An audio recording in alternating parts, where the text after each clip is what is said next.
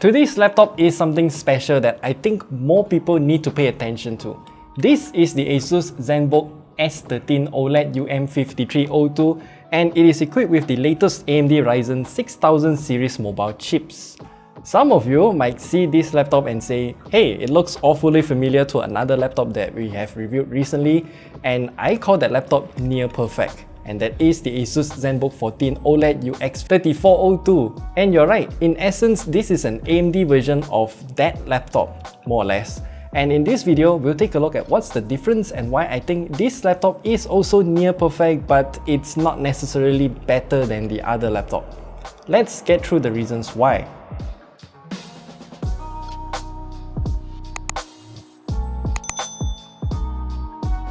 Starting off, I'll address the elephant in the room, the specs and performance of this laptop. Now, our unit here comes with this list of specs and it is absolutely nothing to scoff at. The Ryzen 7 6800U that is based off the latest Zen 3 Plus architecture, 16 gigs of DDR5 RAM at 6400 MHz, and of course, the new AMD Radeon 680M integrated GPU that is based on RDNA 2. I immediately tested a few games on this laptop and I gotta say, I was very amazed by the performance. AMD knows what is better for their customers, and instead of focusing purely on CPU performance, AMD drastically improved the integrated GPU's performance.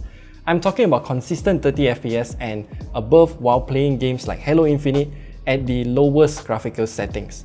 There was no stuttering and I had a fantastic time enjoying the game too. And here's the secret, I was playing on battery the entire time. I discovered this by accident while I was reviewing an AMD Ryzen 5000 series mobile chip laptop from last year, and for some reason AMD doesn't throttle the performance even though we are playing on battery. And best of all, we can still play Halo Infinite on battery for at least 1.5 to 2 hours of battery. And you might have realized there is an absurdly high ping on Halo Infinite's gameplay that we're showing here. We'll get more into that later. And also, we have another video where we go in depth about the performance of the AMD Ryzen 7 6800U in the top right corner there, so watch it either there or down at the description below to know more. And also keep in mind that this laptop is using a higher resolution display of 2880 by 1800 pixels, and that is 2.5 times more pixels than the conventional standard 1080p Full HD resolution. And with that said, the AMD Ryzen 7 6800U with the Radeon 680M iGPU can still churn up frames on that resolution consistently, and I'm just amazed by it.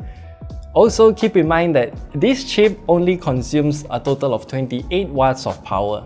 Now let's talk about the other parts of this laptop then. What sets this laptop apart from its close relative, the ZenBook 14 OLED UX3402, which is the Intel version of this laptop? Well, I first of all highly recommend you to watch that review first because I'm gonna speed run through a lot of parts about this laptop here.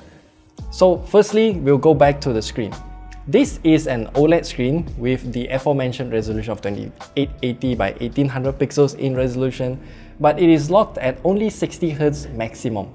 Our unit here also comes with a touchscreen, and this means that this 180-degree hinge will have more purpose and also functionality out of it.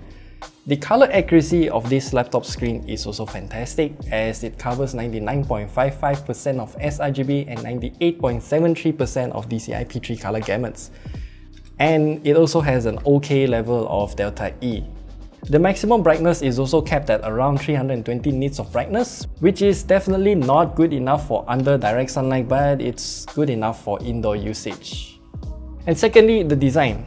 Now, the Intel version has a metal body and the ASUS logo is polished to a reflective sheen on the lid. For this AMD version though, we have a plastic body, and this logo here is what I presume to be also plastic.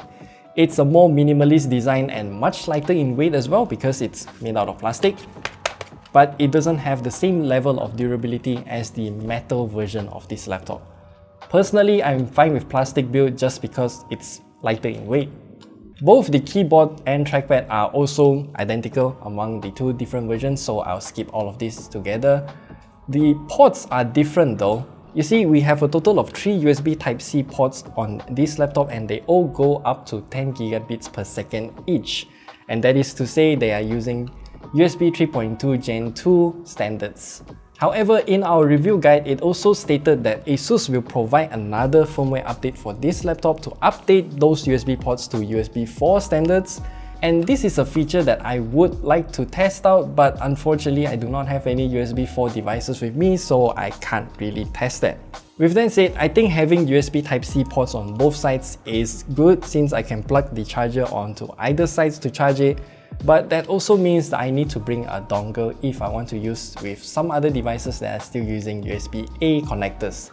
At least ASUS included that dongle in the box though. And if we want to open up the laptop, then we have to take the exact same steps as how we open the other laptop. There are a few Torx screws at the bottom of this laptop here, and there are 2 more hidden screws underneath the rubber feet. Although our unit here has missing screws, but whatever. Then the whole back panel can be popped off easily. The layout inside is exactly the same, and we can only swap out the SSD or the Wi-Fi card if we want to. And this is where the aforementioned high ping issue comes back. So far, every time I've seen Wi-Fi related issues on a laptop, it is because they are using a MediaTek Wi-Fi card. And now that I've encountered it firsthand, I think I know what they mean.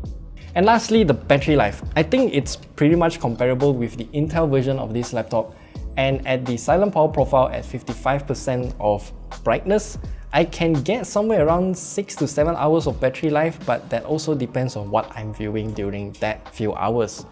Overall battery life, I would rate it as good.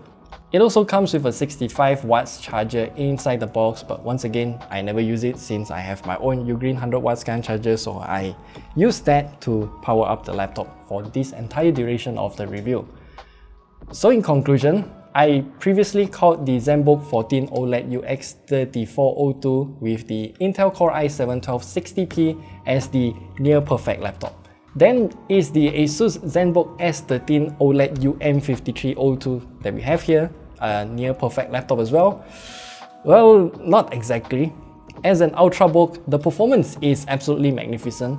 I'd say it's at the top of its class, especially for an x86 chip that only consumes 28 watts of power in total.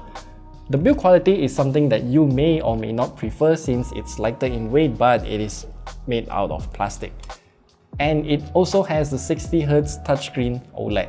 Honestly, for me personally, I will pick the ZenBook S13 OLED UM5302 over the other laptop because this laptop suits my usage behavior more. And for the local availability, the ZenBook S13 OLED UM5302 is priced at 5,999 ringgit for the exact configuration that we are reviewing today. And there are no other configurations available as of now. I think the price is just a bit too hefty, and that is all we have to share with you today. This is a magnificent laptop overall, it's just the price is a bit difficult to chew on. So if you have any questions, do leave them down in the comment section below, and I'll see you guys in the next video where we talk about the performance of the Ryzen 7 6800U.